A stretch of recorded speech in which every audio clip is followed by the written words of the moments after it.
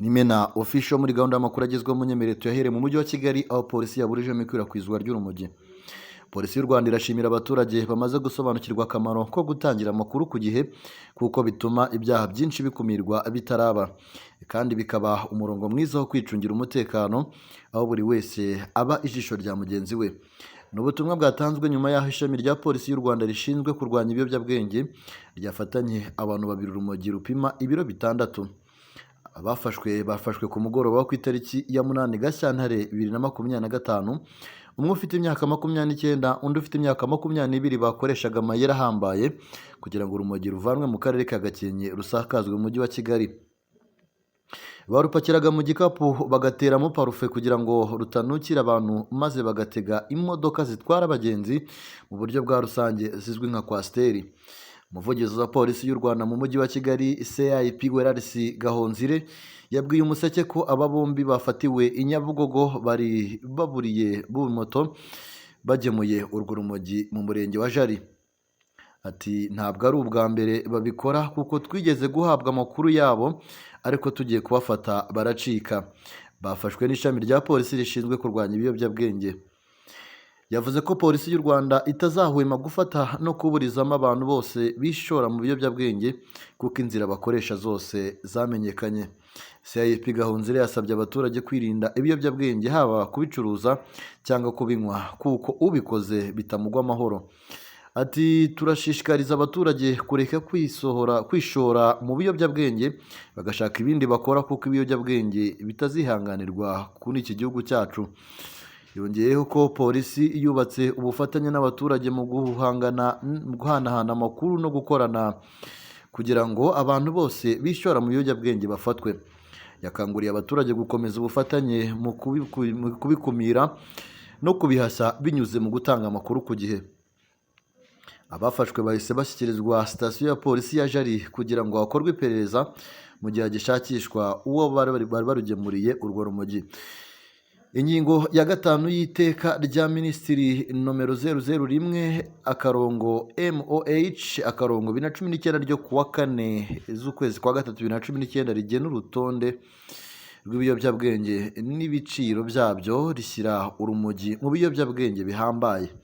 Itegeko nomero 68/2018 ryo kuwa 30 z'ukwezi kwa 8 2018 riteganya ibyaha n'ibihano muri rusange. Ingingo ya 263 ivuga ko umuntu wese ukora, uhinga, uhindura, utunda, ubika, uhundi, ugurisha mu bihugu ibiyobyabwenge cyangwa urusobe rw'imiti ikoreshwa nkabyo mu buryo bunyuranyije n'amategeko abakoze icyaha.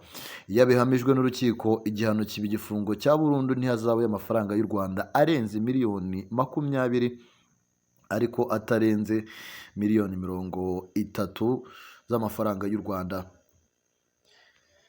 Reka tuve kuri iyo nkuru dusoreze kuri ino nkuru igira iti u Rwanda rwashimangiye ko imbaraga rushyira mu kubaka igisirikare ntaho zihuriye no gufasha M23.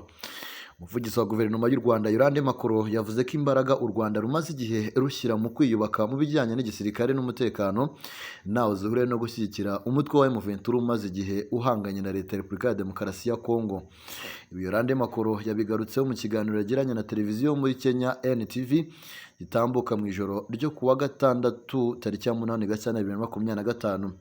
Ni ikiganiro cyagarutse ku kibazo cy'umutekano muke mu burasirazuba bwa Repubulika ya Demokarasi ya Kongo ndetse n'ibirego bikomeje gushinjwa u Rwanda byo gufasha M23. Ni kenshi u Rwanda rwagiye rugaragaza ko ntaho ruhuriye n'ibibazo bya M23, rushimangira ko yari ingingo ireba abanyekongo kandi ikwiriye gukemurwa kuko narwo rugerwaho n'ingaruka z'iki kibazo. Ibi birego byo gufasha M23 byongeye kugarukwaho n'umunyamakuru wa NTV Kenya Michel Ngele Odhiambo muri kiganiro na Yolande Makoro. Uyu munyamakuru yagaragaje ko M23 ikomeje kwigarurira imijyi itandukanye irimo na Goma, ashimangira ko abasesenguzi babiheraho bavuga ko imbaraga uyu mutwe ufite zigaragaza ko ushyigikiwe n'amahanga. Yakomeje avuga ko Perezida Paul Kagame aheruka mu ruzinduko muri Turukiya rwasize u Rwanda rubonye intwaro nshya ariko bivugwa ko byarangiye zikoreshwa na M23. Yabajije Yolande Makoro niba rukuri.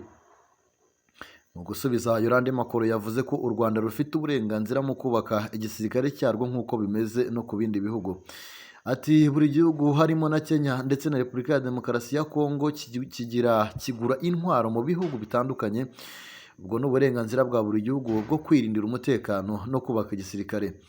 Ibyo ntabwo ari ibintu byo kujyaho impaka. Yakomeje avuga ko intwaro nyinshi M23 ifite yazihawe na leta ya Repubulika ya Demokarasi ya Kongo. Ati umuntu wa mbere uha intwaro M23 n'igisirikare cya Kongo, buri rugamba bahanganamo na M23 bagatsindwa, basiga inyuma intwaro nyinshi n'ibindi bikoresho. Uko niko M23 yabashije kubona intwaro nyinshi kubera ko barwana na guverinoma yabo bagatsinda. Yorande Makuru yakomeje avuga ko u Rwanda rutarajwe ishinga na M23 ahubwo ruhora ruharanira kubungabunga umutekano warwo. Ati ntabwo turajwe ishinga na M23 iri kurwana urugamba rwayo, bari kurwanira kubaho kwabo n'uburenganzira bwo kuba ku butaka bwabo mu mutekano badakorewe ivangura cyangwa ngo bibasirwe n'ubwicanyi bushingiye ku moko. Ati kituraje ishinga n'ituze ry'Abanyarwanda no gukora ibishoboka byose ngo ubusugire bw'imipaka yacu nibuhonyorwe n'ingabo za Kongo FDLR cyangwa indi mitwe irenga 200 ikorera mu burasirazuba bwa Repubulika ya Demokarasi ya Kongo. Umuvugizi wa guverinoma y'u Rwanda atangaje ibi mu gihe M23 ikomeje kwigarurira ibice bitandukanye nyuma y'ifatwa ry'umujyi wa Goma. Amaso ahanzwe intara ya Kivu y'Amajyepfo, by'umwihariko umujyi wa Bukavu. Rwego rwo gushakira umuti y'intambara, abakuru b'ibihugu bigize EAC na SADC bahuriye mu nama muri Tanzania yanze ko imirwano ihagarara bwangu, umuti w'ikibazo ugashakwa binyuze mu nzira z'amahoro, ndetse Repubulika Iharanira Demokarasi ya Kongo ikagirana ibiganiro n'impande zose harimo na M23. Inanga dusoreje amakuru twe twabateguriye. Mukomeze mugirire byiza cyane, tubibutsa kugira ngo mukande subscribe abatarakanda subscribe. Ubwo rero reka mbabwire ngo mukomeze kugira impera za weekend nziza. Bye bye.